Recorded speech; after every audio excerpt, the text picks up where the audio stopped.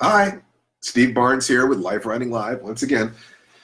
And only a few days till Christmas. And I just thought I'd tell one of my best stories, the best martial arts story that I have. And I call it Gimme Your Wallet, Man. So I was a coward standing on a deserted Oakland street. And he was huge, hulking, looming over me. He'd appeared out of nowhere at 2 o'clock in the morning. He wanted my wallet. And it seemed to me that every moment in my life had led up to this instant. This was the test that I knew would come one day. Let me give you some backstory. I've been a small, gentle, vulnerable kid with no father, no brothers, no uncles. I was a poet, a reader, a loner. I didn't understand male energy at all. I really didn't.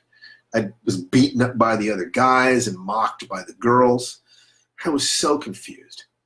But I was determined to live a happy life anyway. Most of my teachers were female as well. This is Turner, my sixth grade teacher who had me write science on the blackboard 500 times. Or this is Elaine Otterness, just an angel. God, she was my English teacher in, I think, 8th grade. And she was probably the first adult who told me that my writing was something that was worth pursuing. But I didn't know what a guy was. What was it to be a guy? I mean, I just didn't get it, you know? I lined my bedroom with stories of masculine heroes, Conan the Barbarian, the Saint, James Bond, Mike Hammer, you know, all those guys that could beat up the guys and, you know, get the girls. But on some level, I knew that this wasn't real either. They were archetypes, not human beings. You can only go so far in modeling archetypes. So I made a crucial decision. I would ask a different question. Not what is a man, but what's a human being? And who am I? I reckoned that if I could answer those, if I could focus there, that whatever it was to be a man would automatically arise from the matrix of what is it to be human. But trust me, it's not like I wanted to be an alpha, whatever the heck that is. But I sure as hell wanted to know how to deal with alphas, because that male scramble for hierarchical positioning, it hurt. I was hurt by that stuff. And I wanted the admiration of men and the respect of women, back or vice versa. What is that game? Well, martial arts seemed to be a natural attraction for me. It seemed to be a place where that energy existed, and they understood what that energy was. I'd been fascinated with the martial arts. I was seeing Peter Lorre as Mr. Moto in Danger Island, throwing bigger guys with jujitsu flips. And, so that's like, wow, that's for me, man. I really, really want that. So I used to draw cartoons, when I was a kid. We're talking about like 8 years old, 9 years old. I would draw cartoons, little stick figures of guys with YMCA baseball caps. It's the only way I could differentiate them, not being much of an artist, that I never have been, flipping bigger guys back and forth. And, it was just, it was my fantasy, just beating up the bullies, being safe, And the next 10 years of my life, all the way through high school, I craved this. What I didn't realize is that the beatings I was taking before I finally managed to find karate were burrowing themselves deep into my psyche. I mean, really, really deep, down to where I couldn't even see them. I studied taekwondo and zendoryu and hapkido and all sorts of martial arts stuff, and eventually got pretty good at it. I was at one time, let's see, what was it? 1972 National Korean Karate Championships. I did fine, and I was learning and I was getting better. What I didn't realize is that I was building the castle of my life on shifting sand, or even more vividly, on top of a cesspool. because I'd never cleaned out those earlier pains and insecurities. And one day, when I was about 25, I was at the best karate school I'd ever seen, and I got my butt whipped by a 13-year-old kid. I mean, 13.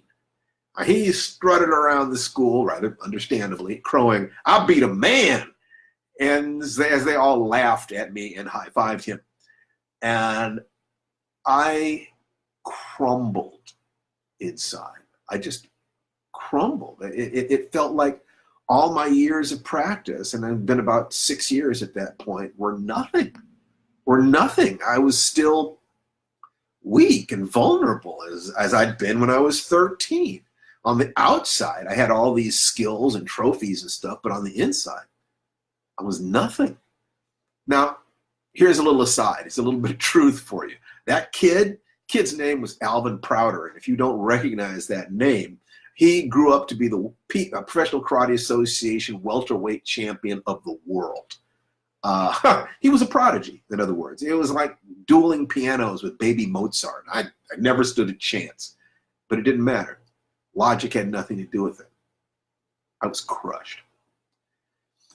See, the gap between who you are and where you think you should be will kill you.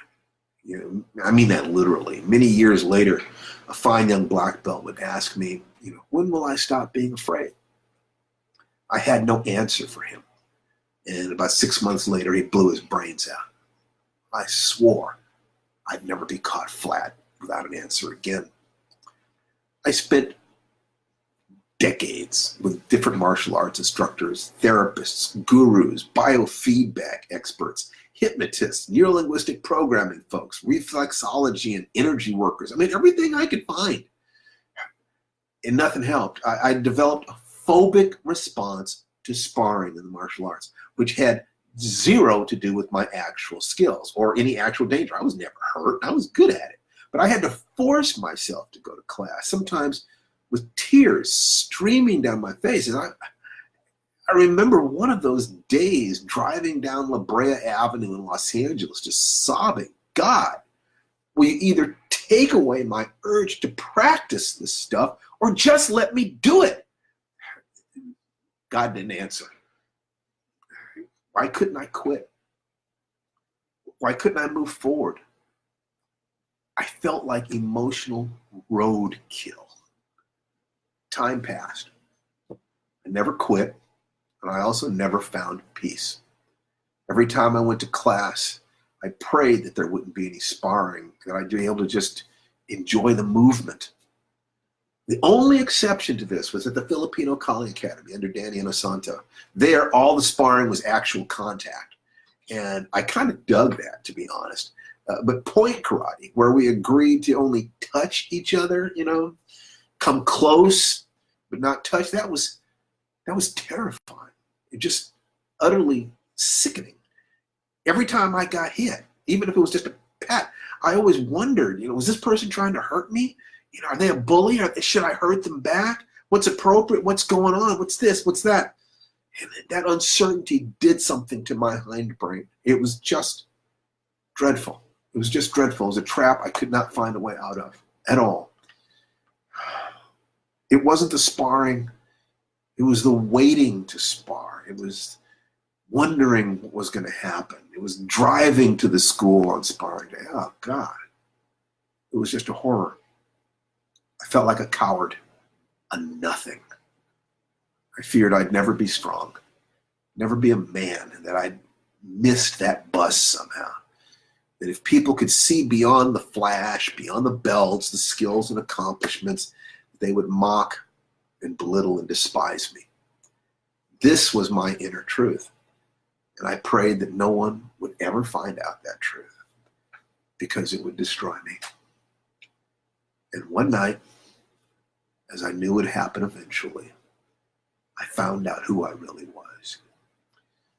I was coming out of a friend's apartment in Oakland, heading to my car.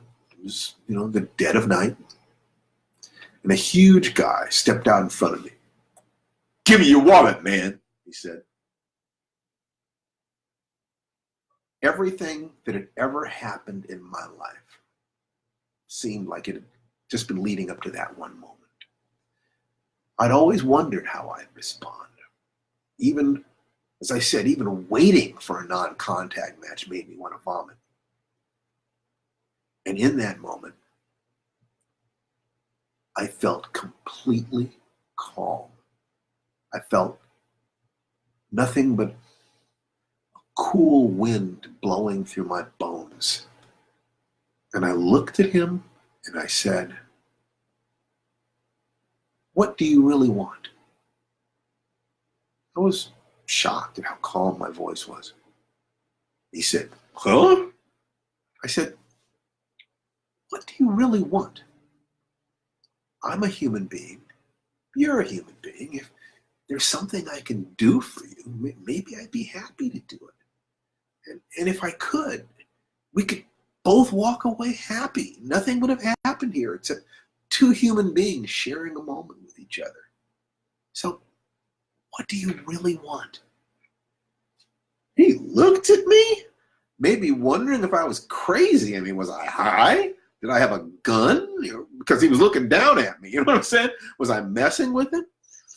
Yeah, it was one of those moments that seemed to last forever. I honestly could not tell you.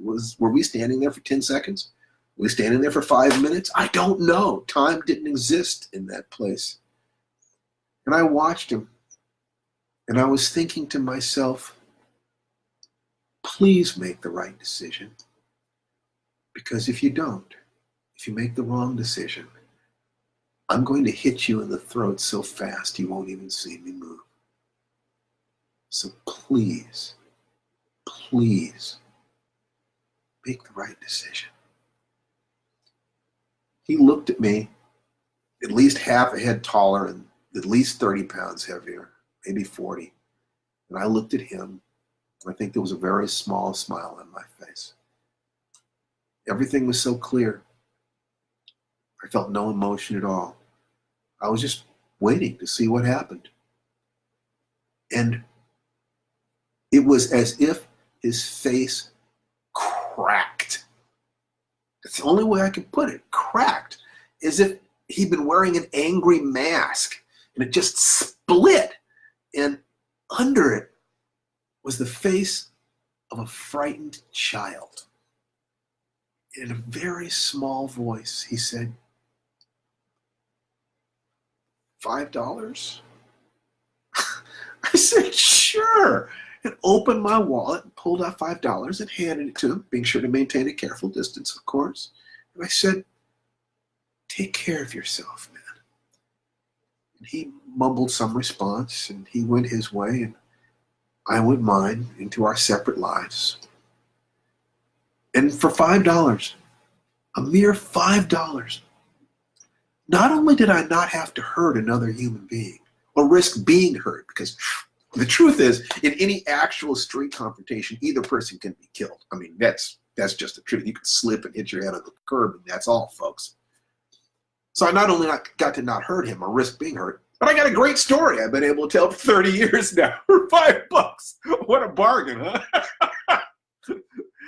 I drove back to my hotel, calm, smiling, thinking that was the human being that I wanted to be. That was who I really was. That was him. That was the guy standing right there on the street. Didn't matter if I freaked out playing baby games. When it was real, I was just there. No past, no future, just the moment. Total commitment to protect myself and get home alive. Total clarity, no questions at all. But I also had a commitment, if at all possible, to protect the other person, because that guy was me. And if you can understand this, my commitment to protect myself produced a calm and certainty that allowed me to see into his heart more deeply than I possibly could had I been afraid. I saw his anger, sure, but I knew that anger was fear. What was he afraid of? I don't know. Disrespect, perhaps, or lack. But I had dealt with him respectfully. and also compassionately. There'd been no negativity within me for him to push against. None. I've been real with him, and so he was real with me. We were just two human beings who would never see each other again, who'd shared a moment. He changed my life, and God willing, I changed his as well. If I could go back to that young man driving down La Brea, tears streaming down his face, wondering why he couldn't just enjoy the martial arts, quit them, what I'd say to him is, why can't you quit? Because if you do, you will forever be controlled by the ghosts of your past. You'll never be complete. You'll never know who you are. Why can't you enjoy it? Because you see to the heart of what it is. Martial arts are not about punching and kicking. They're about living and dying. It's too real to you. You see through the games. You know that one day you will meet a frightened, angry man, and you will need the clarity that comes when you step beyond personal concerns or fear or intimidation. Then you can step into the eye of the storm and bring him with you. One day, you will learn to step beyond that damage, learn to find the eye of the storm, to touch the core of what you were meant to be as a human being.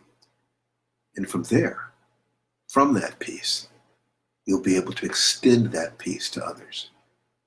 Maybe someone who needs it desperately at a critical junction of his life. You know, there are ways in which I still don't know what being a man is. But I know who I am. And I do have that respect and that admiration that I was looking for. So maybe that's what it is. Maybe that's what it is. I'll settle for that. I can promise you. Because just being who you really are, miracle of miracles, turns out to be enough.